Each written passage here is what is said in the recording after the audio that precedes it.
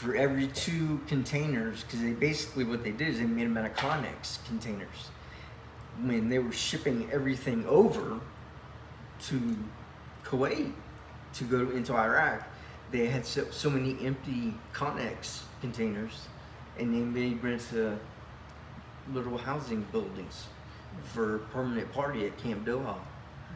So it was, I mean, it was actually intelligent. I wonder who thought of that. It must have been a like an E5 or something like that. Thought of that.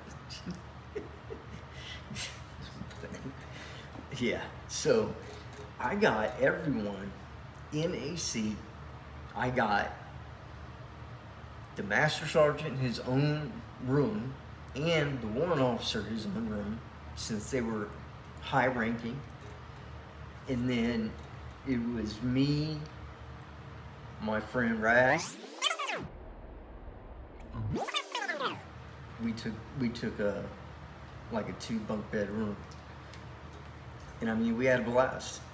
We were down there for like 4 days.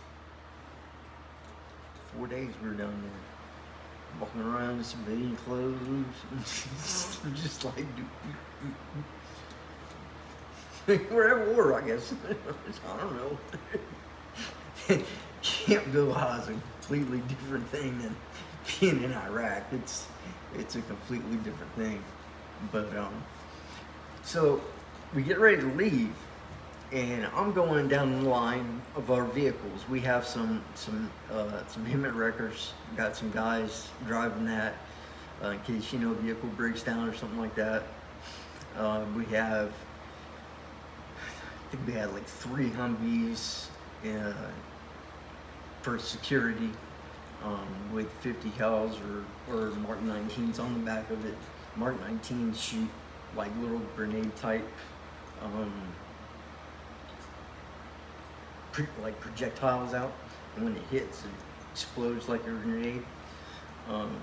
But we had 2 50 cals and 1 Mark 19. Yeah, 1 Mark 19. Oh, and then we had the M243, which is kind of like the M60 was, but shoots M16 rounds.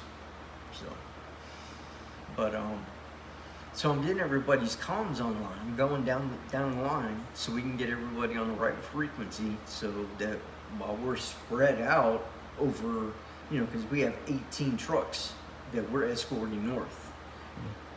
Plus, me and Sergeant McGraw are on a flatbed with big old stacks of plywood, because we're going to be dropping off plywood at certain points so people can start building stuff. Like what we did with our plywood is we built a shower outside. I mean, a nice A-frame. We're engineers, shit.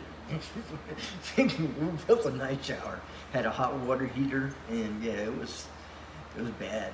It was nice, but yeah. So we had the flatbed with all that plywood on it, and I mean, you're talking about 8x4 sheets of plywood on a 60-foot flatbed trailer, stacked 8 feet high. I mean, how much plywood that is? That I would hate to have to build for that much plywood. That's a lot of plywood right there. It just, but so I'm getting all the columns ready and getting everyone ready and all that stuff, and this master sergeant. Now, in the Army, in any branch of the military, they teach you to be accountable. Okay, be accountable for yourself. Be accountable for your gear. Be accountable for your weapon. Be accountable for everything. Just everything. You need to be accountable. Period. You need to. That's your thing. You need to be accountable. And I get called up because I was doing the gun truck for the master sergeant and the one officer. And the master sergeant comes up to me and says, "Hey, I need you to run back to the room and get my my vest with the, with my ammo and everything on it." I kind of looked at him, and I'm like, "All right, you're talking about an E8. It's not accountable." Okay, my grandfather was an E8, promotable, first sergeant, promotable. This guy is an E8. He's the highest ranking NCO that we have in this convoy. And I'm just thinking and thinking and thinking, and I'm like, and I looked at him and I said, no. I said, I got something to do. I'm doing something right now that's more important. I said, you can walk your ass back there and get your own damn shit. Because they never even thanked me for getting the rooms. Not one of them. All the other guys, man, they were like, dude, boom, boom, boom, thanks for the room, man. We kept that shit at like 60 at night, man. It was cool, man. But them two never even thanked me. Not once. Not once. Never even thanked me. That's what pisses me off. And then to have the fucking nerve to ask me to go get your shit because you left it. You got some balls. Oh, and then we finally get back to our base, right? We get back to our base. This motherfucker, as soon as he gets out of the Humvee, he goes straight to the first sergeant. He's like, boss.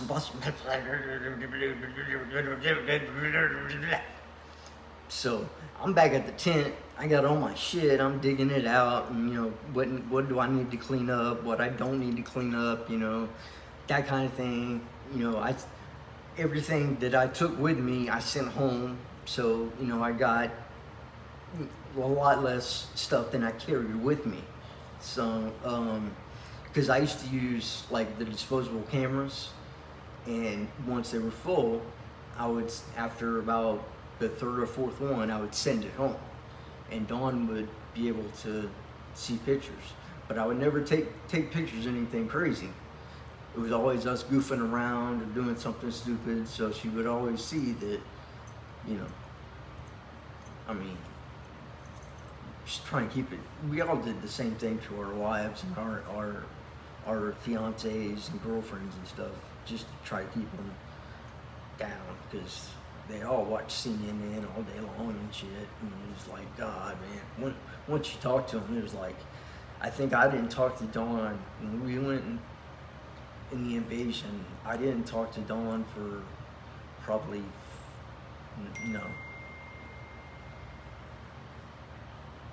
like almost 2 months. But